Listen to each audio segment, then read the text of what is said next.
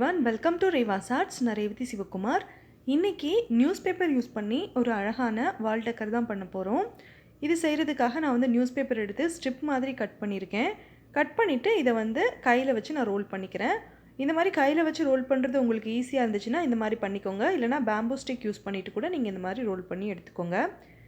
இப்போது நம்ம ரெடி பண்ணி வச்சுருக்கிற இந்த பேப்பர் டியூப்பை ஈக்குவலாக இருக்கிற மாதிரி கட் பண்ணிவிட்டு ரெண்டு பீஸாக வச்சு நான் ஒட்டிக்கிறேன். நான் இதை ரெக்டாங்கிள் ஷேப்பில் செஞ்சுருக்கேங்க. உங்களுக்கு வேணால் நீங்கள் ஸ்கொயர் ஷேப்க்கு ஏற்ற மாதிரி இந்த பேப்பர் டியூப்பை கட் பண்ணிவிட்டு அதுக்கப்புறம் ஸ்டிக் பண்ணிவிட்டு நீங்கள் ரெடி பண்ணிக்கோங்க. இந்த நியூஸ் பேப்பர் கிராஃப்ட் செய்கிறதுக்கு உங்கள்கிட்ட எந்த க்ளூ இருக்கோ அதை யூஸ் பண்ணிக்கோங்க. ஹார்ட் க்ளூ கன் யூஸ் பண்ணி பண்ணோம் அப்படின்னா ரொம்பவே குயிக்காக இதை செஞ்சு முடிச்சிடலாம். இப்போ பார்த்தீங்கன்னா ரெக்டாங்கிள் ஷேப்புக்கு நம்ம இதை செஞ்சுருக்கோம். அதுக்கப்புறம் இன்னும் கொஞ்சம் பேப்பர் டியூப் நம்மளுக்கு தேவைப்படும். இப்போ இதை எடுத்துருக்கேன். இதை கொஞ்சம் கையாலேயே ப்ரெஸ் பண்ணி விட்டுட்டு இதை கொஞ்சம் வளைஞ்சு இருக்கிற மாதிரி நான் இதை செஞ்சுக்கிறேன். தேவையான அளவுக்கு மட்டும் வச்சுக்கோங்க. ரொம்ப அதிகமாக இருக்கக்கூடாது. அதாவது இந்த ஃப்ரேமுக்கு உள்ளக்க மட்டும் இது இருக்கிற மாதிரி பார்த்து அதுக்கப்புறம் நீங்கள் ஸ்டிக் பண்ணிக்கோங்க. இந்த கிராஃப்ட் செய்கிறதுக்காக நான் கேமல் க்ளூ யூஸ் பண்ணிகிட்டு இருந்தேன். ஆனால் அது கொஞ்சம் ட்ரை ஆகிறதுக்கு லேட் ஆகிற மாதிரி தோணுச்சு. அதனால மீதிக்கு நான் ஹார்ட் க்ளூ கன் யூஸ் பண்ணி அதை ஸ்டிக் பண்ண ஆரம்பிச்சிட்டேன். இப்போ பார்த்தீங்கன்னா இதுக்கு மேல் பக்கம் எக்ஸஸாக இருந்துச்சு. அதை நான் கட் பண்ணி விட்டுருக்கேன். இதே மாதிரியே நம்மளுக்கு எத்தனை ஸ்டெம் தேவையோ அதுக்கு ஏற்ற மாதிரி இந்த பேப்பர் டியூப் எடுத்து நம்ம இந்த மாதிரி வளைச்சிட்டு அதுக்கப்புறம் ஸ்டிக் பண்ணிக்கலாம். இதுக்கு நம்ம ஃப்ளவர்ஸ் ரெடி பண்ணணும். ஸோ நம்ம எத்தனை ஃப்ளவர்ஸ் ரெடி பண்ண போகிறோமோ அதுக்கு ஏற்ற மாதிரி நீங்கள் இந்த ஸ்டெம்ஸ் வச்சுக்கோங்க. அதுக்கப்புறம் இன்றைக்கி நான் ஹோம்மேடாக செஞ்சிருந்த பிளாக் பேப்பர் யூஸ் பண்ணி தான் இதோட லீஃப்க்கெல்லாம் நான் கொடுத்துருக்கேன். உங்களுக்கு இந்த மாதிரி black colour leaf, black colour stem பிடிக்காது அப்படின்னா அப்போ நீங்கள் இந்த மாதிரி நியூஸ் பேப்பர்லேயே செஞ்சுட்டு அதுக்கு நீங்கள் அதுக்கப்புறமா கூட க்ரீன் கலர், டார்க் க்ரீன் கலரோ இல்லை லைட் க்ரீன் கலரோ உங்களுக்கு பிடிச்ச மாதிரி நீங்கள் கொடுத்துக்கோங்க.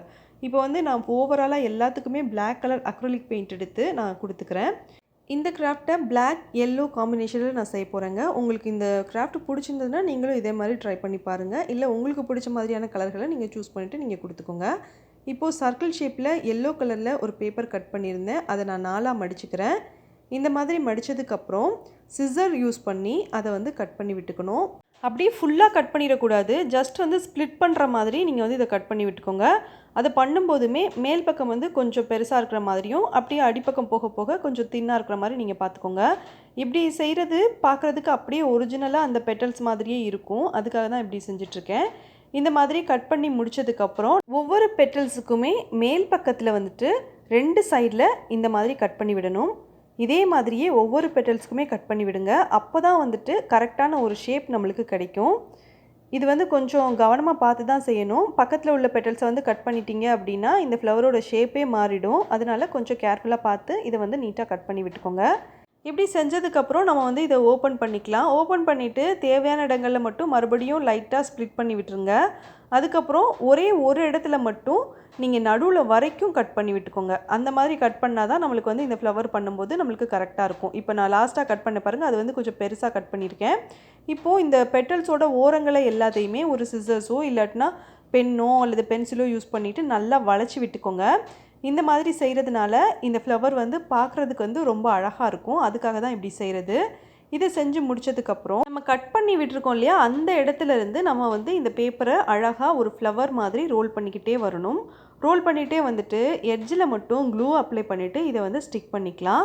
இந்த ஃப்ளவர் உங்களுக்கு எவ்வளவு குவிஞ்சு வேணுமோ அதுக்கேற்ற மாதிரி இதை நீங்கள் ரோல் பண்ணிக்கோங்க. அதுக்கப்புறம் ஹோம்மேடாக செஞ்சு வச்ச பிளாக் பேப்பர் எடுத்திருக்கேன். இதை தான் இந்த கிராஃப்ட்டுக்கு நான் யூஸ் பண்ண போகிறேன். உங்களுக்கு இந்த கிராஃப்ட் பேப்பர் செய்யணும் அப்படின்னா நான் ஃபஸ்ட்டு கமெண்ட்டில் இதை நான் பின் பண்ணி வைக்கிறேன், இதோட லிங்க்கை. உங்களுக்கு தேவைப்பட்டுச்சுன்னா செக் பண்ணி பாருங்கள். இப்போ நான் அந்த பிளாக் பேப்பர்லேருந்து ஒரு ஸ்ட்ரிப் மாதிரி கட் பண்ணி எடுத்துகிட்டு அதை ஃபோல்ட் பண்ணிவிட்டு அதுக்கப்புறம் சிசர்ஸ் யூஸ் பண்ணி அதை சின்ன சின்னதாக ஸ்ப்ளிட் பண்ணி விட்டுக்கிறேன்.